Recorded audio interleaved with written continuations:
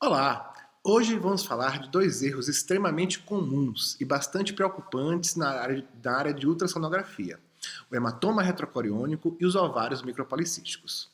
Bom, meu nome é Renato, sou médico com quase 20 anos de formado e é um prazer falar com vocês através do nosso canal Como Sobreviver a Seu Médico.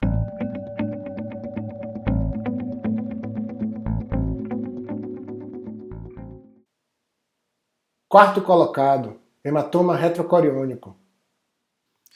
Quando eu vim morar em Brasília há 6 anos atrás e comecei a trabalhar em serviços de emergência que atendiam gestantes, serviço de emergência privado que atendiam gestantes no início da gravidez, comecei a perceber como por aqui o diagnóstico de hematoma retrocoriônico era extremamente comum.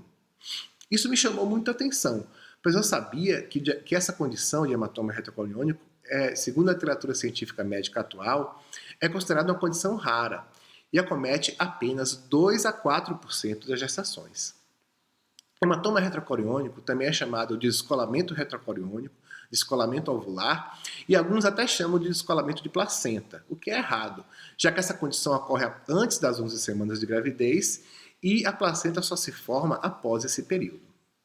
Bom, pude constatar rapidamente que a imensa maioria dos diagnósticos de hematoma retrocoriônico estavam simplesmente errados.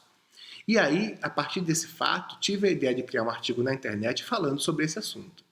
Esse artigo teve grande repercussão e foi visto por milhares de pessoas. E a partir daí, eu recebi retornos positivos de gestantes de todo o Brasil, podendo constatar que essa condição não era comum só aqui, mas acontecia em praticamente todos os lugares do país. O erro diagnóstico associado ao hematoma retrocoriônico acontece basicamente porque existem duas condições que são muito comuns no início da gravidez e que podem facilmente ser confundidas com hematoma retrocoriônico por médicos menos experientes ou que estejam com pressa durante a realização do exame.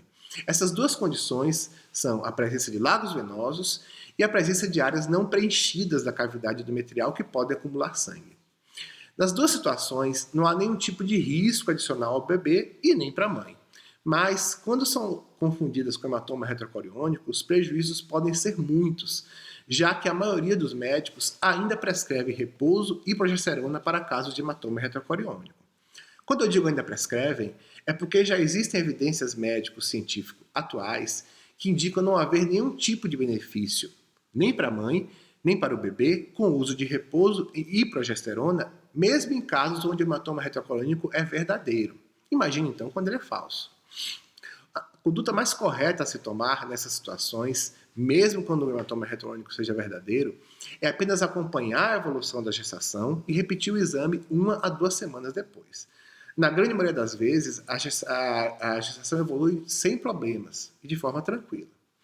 É sempre importante lembrar que quando o hematoma é verdadeiro, sempre ocorre sangramento associado em algum momento.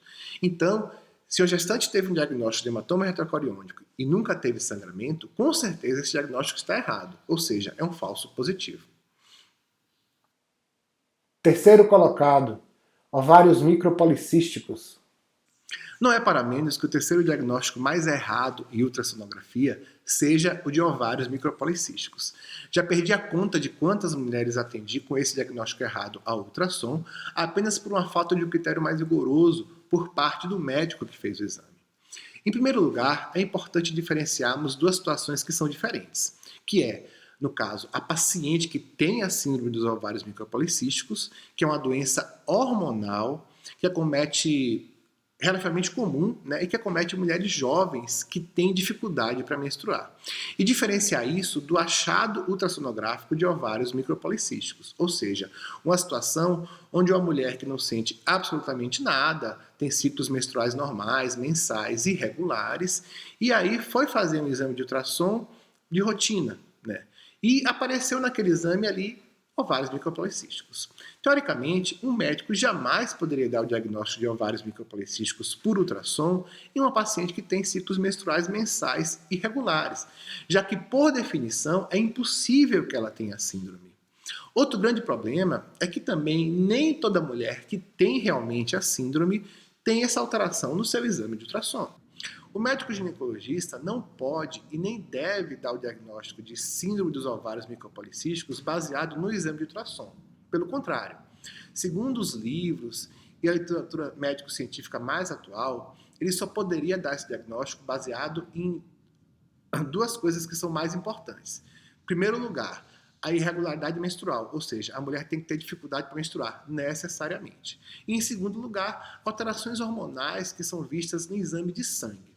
O ultrassom, nesses casos, só deveria ser utilizado para afastar outras doenças que causem os mesmos sintomas, mas nunca para dar o diagnóstico, ou seja, nunca para fechar o diagnóstico, já que ele não foi criado para esse fim. Por fim, quero ressaltar que embaso todas as informações prestadas aqui nos livros e nos consensos médicos internacionais mais atuais, e estou à disposição para debater e discutir tudo o que foi dito aqui. No próximo vídeo, continuaremos com os top 10 dos diagnósticos errados, falando dos 2 primeiros colocados, isso mesmo, os 2 erros mais comuns em ultrassonografia, que é o cisto de ovário e o nódulo de mama. Se você gostou desse vídeo, fique à vontade para se inscrever no meu canal, Como Sobreviver a Seu Médico. Farei uma postagem por semana, sempre aos fins de semana, com dicas relacionadas a erros médicos e de como se proteger deles. E se quiser se aprofundar mais no assunto, você pode acessar o meu site chamado Medicina Racional, acessar o meu blog, Como Sobreviver ao Médico, ou ainda adquirir o meu livro, também chamado Como Sobreviver a Seu Médico e que está disponível à venda no site da Amazon. Um forte abraço a todos e muito obrigado.